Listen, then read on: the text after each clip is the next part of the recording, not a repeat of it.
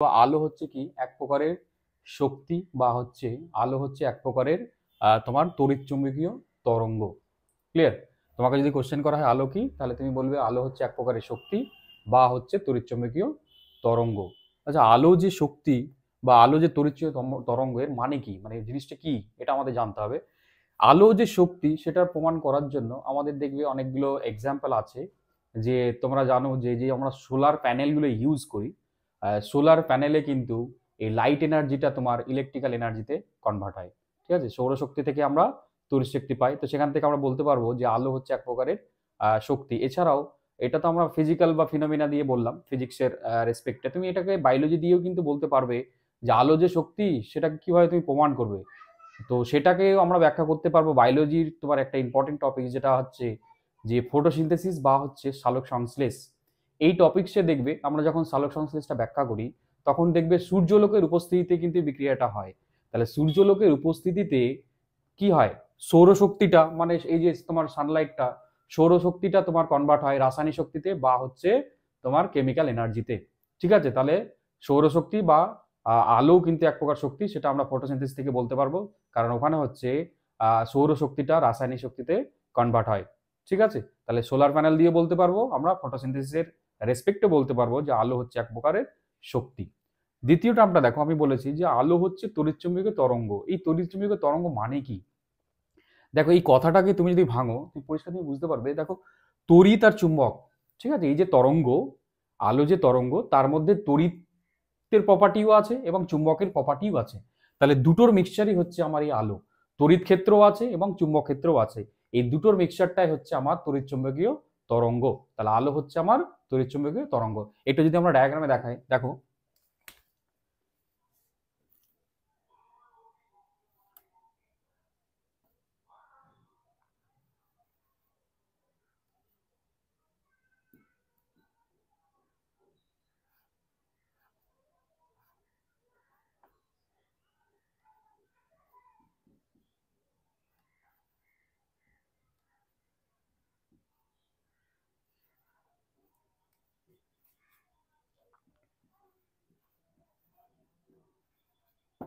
দেখো তড়িৎচুম্বকীয় তরঙ্গ মানে হচ্ছে এই যে তরঙ্গটা যাচ্ছে, এই ডাইরেকশনে প্রপাগেশন হচ্ছে, এই যে এটা হচ্ছে ডাইরেকশন, তরঙ্গ যে মুভমেন্ট করছে তার ডাইরেকশন হচ্ছে এইদিকে, সঙ্গে সঙ্গে তড়িৎ ক্ষেত্র আছে এবং চুম্বক ক্ষেত্র আছে। তাহলে এই তরঙ্গের মধ্যে তড়িৎ ক্ষেত্রও আছে এবং চুম্বক ক্ষেত্রও আছে, এই জন্য এটাকে বলা হয় তড়িৎ চুম্বকীয় তরঙ্গ। ক্লিয়ার?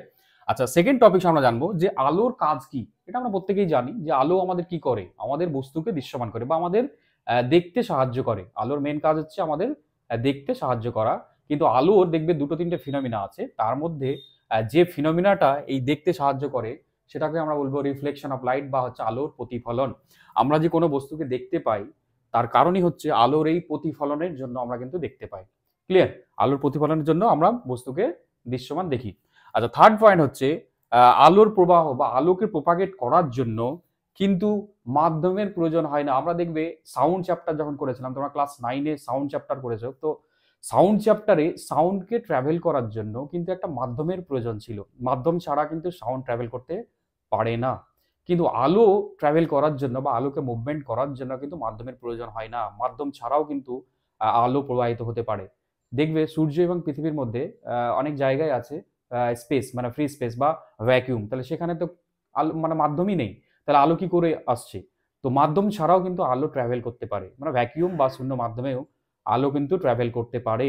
তাহলে আলো ট্রাভেল করার জন্য কিন্তু মাধ্যমের প্রয়োজন হয় না। ওকে, আচ্ছা, আলো ট্রাভেল করার জন্য তো মাধ্যমের প্রয়োজন হয় না, তাহলে আলোর আমাদের জানতে হবে যে আলোর স্পিডটা কত। আলোর স্পিড সব থেকে বেশি। তুমি যদি দেখো শূন্য মাধ্যমে আলোর স্পিড হচ্ছে 3 × 10⁸ মিটার পার সেকেন্ড।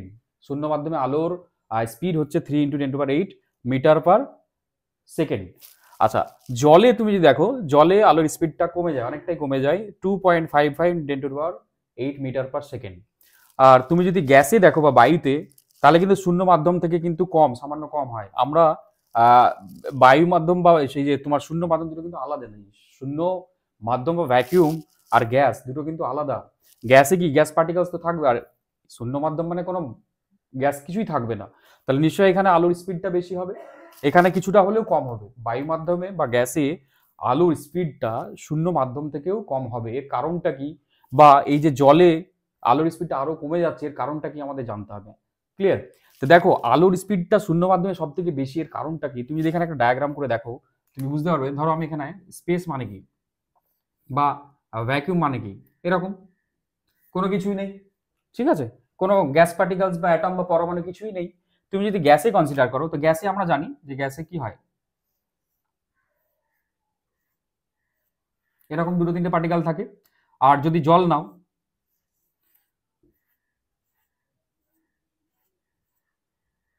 এরকম থাকবে। এটা হচ্ছে আমার গ্যাস মাধ্যম, এটা হচ্ছে আমার তরল বা হচ্ছে জল, আর এটা হচ্ছে ভ্যাকিউম।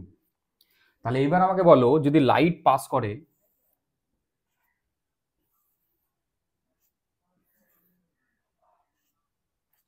কলিশন বা ইন্টারাকশন কোথায় সব থেকে বেশি হচ্ছে বা কোথায় হচ্ছে না, তুমি এখান থেকে পরিষ্কার দেখতে পাচ্ছ। দেখো যে ভ্যাকিউমে তো কোনো গ্যাস পার্টিকেলসই নেই, কোনো অ্যাটম পরমাণু কিছুই নেই, শূন্য মাধ্যম। তাহলে এখানে কোনো ধাক্কাও খাবে না, ধাক্কা যদি না খায় তাহলে আলোর যে তোমার স্প্রেড হয়ে যাওয়া বা ইন্টারাকশন সেটাও নেই। ফলে আলোর স্পিডটা সব থেকে বেশি হবে কিন্তু এখানে, কারণ এখানে বাধা নেই। আলো ইজিলি কিন্তু এই মাধ্যম দিয়ে পাস করতে পারবে, এই জন্য আলোর স্পিডটা সব থেকে বেশি কিন্তু শূন্য মাধ্যমে 3 × 10⁸ মিটার পার সেকেন্ড। এটা হচ্ছে আমার শূন্য মাধ্যমে আলোর স্পিড। কেন হয়? কারণ শূন্য মাধ্যমে কোনো আলোর সঙ্গে ধাক্কা খাওয়ার জন্য কোনো মাধ্যম নেই, মানে গ্যাস পার্টিকেলস বা অ্যাটম নেই, ফলে ইন্টারাকশন হয় না, কলিশন হয় না, ফলে আলো ইজিলি পাস করতে পারে। এই জন্য শূন্য মাধ্যমে আলোর গতিবেগটা সব থেকে বেশি হয়, যেটা হচ্ছে 3 × 10⁸ মিটার পার সেকেন্ড। ওকে, আচ্ছা তুমি যদি এবারে গ্যাসে যাও, আমরা জানি যে গ্যাসে গ্যাস পার্টিকেল আছে কিন্তু অনেক ডিস্টেন্সে থাকে। তো দেখো এখানে যখন লাইট পাস করছে তখন দেখো দু একটা গ্যাস পার্টিকেল আছে, এই জন্য কলিশন কিন্তু হয়, মানে গ্যাস পার্টিকেলসের সঙ্গে পরমাণু বা অণুগুলোর সঙ্গে কি করে, পরমাণু অণু বা মলিকুলসের সঙ্গে কি করে, এরা ধাক্কা খায়, ইন্টারাকশন করে বা ধাক্কা খায়। ফলে ধাক্কা খেলে কি হবে, লাইট স্পিডটা কমে যায়। এই জন্য দেখবে গ্যাস মাধ্যমে কিন্তু শূন্য মাধ্যম থেকে লাইট স্পিডটা সামান্য কম হয়। ওকে, শূন্য মাধ্যমে সব থেকে বেশি, গ্যাস মাধ্যমে সামান্য কম হয় শূন্য মাধ্যমে থেকে, কারণ দু একটা কলিশন কিন্তু হয়, গ্যাসে তো পার্টিকেলস আছে, গ্যাস পার্টিকেলস আছে। ক্লিয়ার? এখানে তুমি যদি দেখো এর ভ্যালুটা হবে 2.99 × 10⁸ মিটার পার সেকেন্ড। গ্যাস মাধ্যমে আলোর গতিবেগ হয় 2.99 × 10⁸ metre per second, slightly less than the speed of light in vacuum. মানে ভ্যাকিউমে লাইট স্পিড যা হয়, শূন্য মাধ্যমে লাইট স্পিড যা হয়, তার থেকে সামান্য কম হবে আমার গ্যাস মাধ্যমে বা বায়ুর মাধ্যমে। এরপরে তুমি যদি জল দেখো, লিকুইডে, লিকুইডে তো তোমার পরমাণু অনেক বেশি থাকে গ্যাসের থেকে। তাহলে গ্যাসের থেকে যদি লিকুইডে পরমাণু বেশি থাকে, তাহলে কলিশনটাও নিশ্চয়ই একটু বেশি হবে, ইন্টারাকশনটাও বেশি হবে। তাহলে ইন্টারাকশন বা কলিশন যদি বেশি হয়, তাহলে লাইট ধাক্কা বেশি খাবে। কলিশন বেশি হলে লাইটটার যে মুভমেন্ট বা লাইট যে ইজিলি পাস করতে পারছিল সেটা কিন্তু পারবে না, তাই তো? ফলে এখানে লাইটের স্পিডটা কিন্তু অনেকটাই কমে যাবে, এখানে হবে 2.55 × 10⁸ মিটার পার সেকেন্ড। ওকে, ফলে গ্যাসে বা জলে লাইটের স্পিডটা কমে যাবে। এবার সলিড যদি নাও, তাহলে কিন্তু আলো কলিশন হবে, সেখানে স্পিডটা আরোটা কমে যাবে। ওকে, তাহলে আমরা এখান থেকে কি বুঝছি, দেখো যত এখানে দেখো ঘনত্ব বা এখানে লেস ডেন্সার, এখানে ঘনত্ব অনেক কম, মানে নেই, এখানে সামান্য একটু ঘনত্ব আছে গ্যাসের ঘনত্ব, এখানে আরো ঘনত্ব বেশি। তাহলে ঘনত্ব যত বাড়ছে দেখো লাইটের স্পিডটা কিন্তু তত কমে যাচ্ছে। মাধ্যম যত ডেন্সার হবে, মানে মাধ্যম যত ঘন হবে, লাইটের সঙ্গে আমার মাধ্যমের পার্টিকেলসগুলোর বা মাধ্যমের যে পরমাণু আছে তার সঙ্গে কলিশনটা বা ইন্টারাকশনটা কিন্তু বেশি হবে, ফলে আলোর স্পিডটা কিন্তু কমে যাবে। ওকে, মাধ্যম যত ডেন্সার হবে আমার আলোর স্পিড কমে যাবে। তাহলে সব থেকে স্পিড কোথায় কম হবে, সলিড মাধ্যমে হবে, তাই তো? আর ভ্যাকুয়ামে হচ্ছে সব থেকে বেশি হবে, কারণ এখানে কলিশন নেই, ইন্টারাকশন নেই, ফলে লাইটের স্পিডটা কিন্তু সব থেকে বেশি হবে আমার এই মাধ্যমে। আর সব থেকে কম হয় আমার সলিড মাধ্যমে, ধরো ধাক্কা খেয়ে যায়, যেতে পারে না। জলে হচ্ছে এটা, গ্যাস হচ্ছে এটা। আশা করি প্রত্যেকে বুঝতে পেরেছো বিষয়টা। ওকে।